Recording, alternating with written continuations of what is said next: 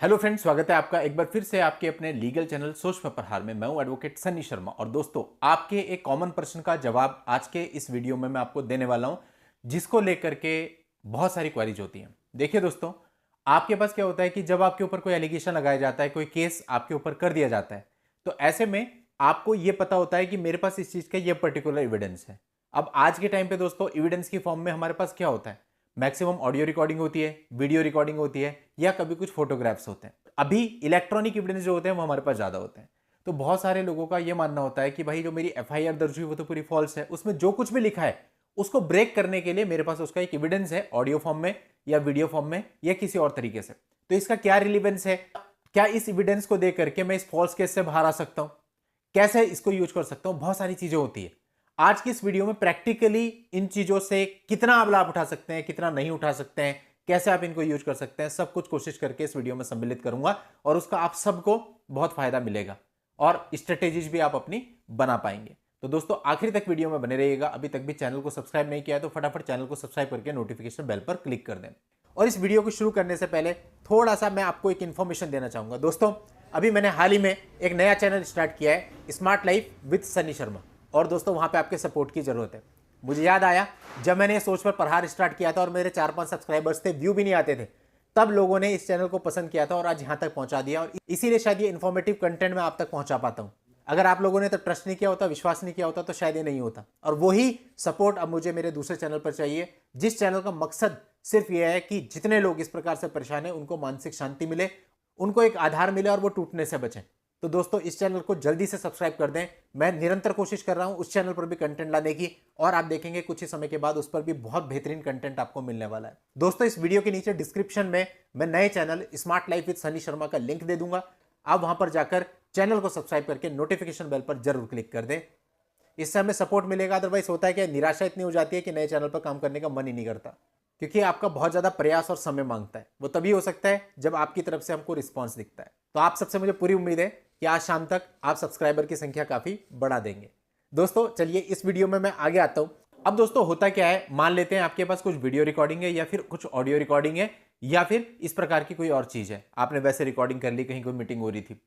अब क्या है कि इस रिकॉर्डिंग को यूज करके पहला प्रश्न जो आपका है कि क्या मैं फॉल्स केस से बाहर आ सकता हूं। देखिए अगर आपके पास एविडेंस है जो कि प्राइमा फेसिया बताता है कि भाई ये जो इसकी एफआईआर है इसमें लिखे गए तथ्य गलत है, तो ऐसे में दोस्तों क्या है कि आप इससे बाहर तो आ सकते हैं। आप इसको एज एविडेंस यूज भी कर सकते हैं, जिसका एक पर्टिकुलर तरीका है जिस पर मैंने अलग से भी कई वीडियोस बनाए हैं।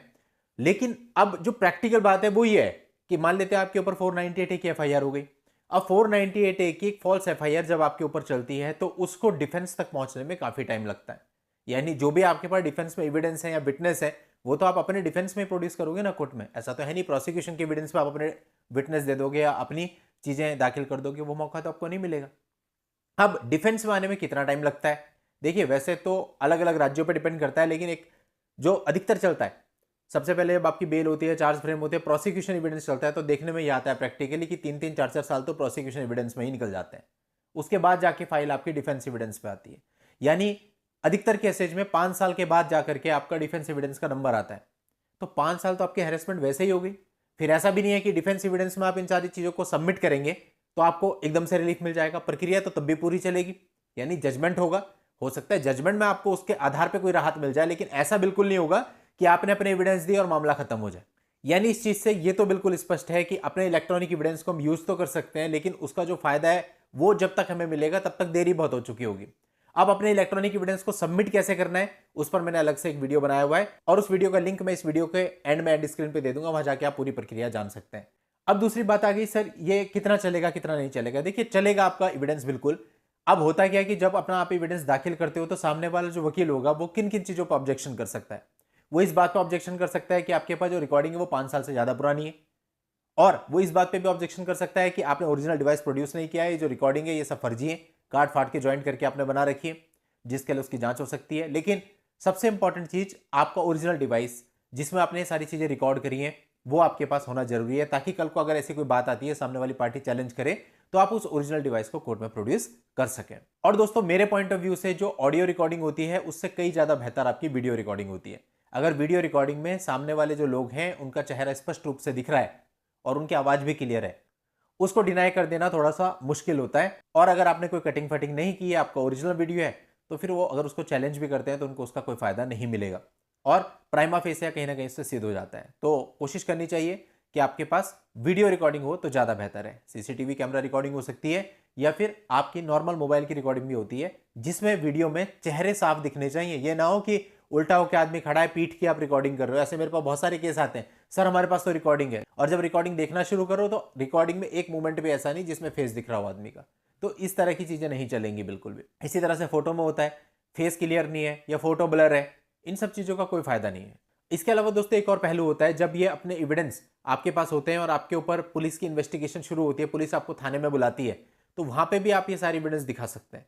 हालांकि पुलिस उन एविडेंस के बेस पे कितना काम करेगी वो पुलिस के ऊपर है, और अधिकतर केसेस में देखा जाता है कि आप जो भी एविडेंस देते हो वो रिकॉर्ड पे तक नहीं लिए जाते हैं, और जब चार्जशीट आती है तो उसमें टोटल लड़की का वर्जन होता है, आपके किसी एविडेंस का कोई जिक्र नहीं होता, ना ही इन्वेस्टिगेशन में इस बात का जिक्र होता है कि आपने एविडेंस दिए थे। ये प्रैक्टिकल बात है जो अधिकतर केसेज में होता है। बाकी अपना अपना कंडक्ट है सबका।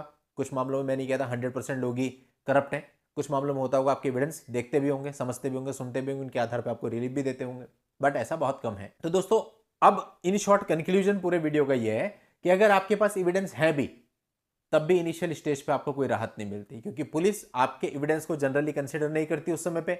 सेकेंडली, कोर्ट में अगर आप कंसिडर कराना चाहें तो आपको अपने डिफेंस का वेट करना पड़ता है। जब तक लड़की के वो केसेस जिन्हें आप फॉल्स कहते हैं वो डिफेंस तक नहीं पहुंचेंगे, तब तक आप अपनी चीजें सबमिट नहीं कर पाएंगे। तो बात तो सारी वही है, हैरेसमेंट तो हो ही गई। तो इसीलिए हम आपको सजेस्ट करते हैं कि आप अपनी तरफ से कोई ऑल्टरनेट ऑप्शन सोचिए कि आपको स्टार्टिंग में ही राहत मिल सके। उम्मीद करता हूं ये वीडियो से आपको काफी जानकारी मिली होगी, और आप अगर गलत वे में जा रहे हैं तो आपको सही वे में जाने में मदद मिलेगी।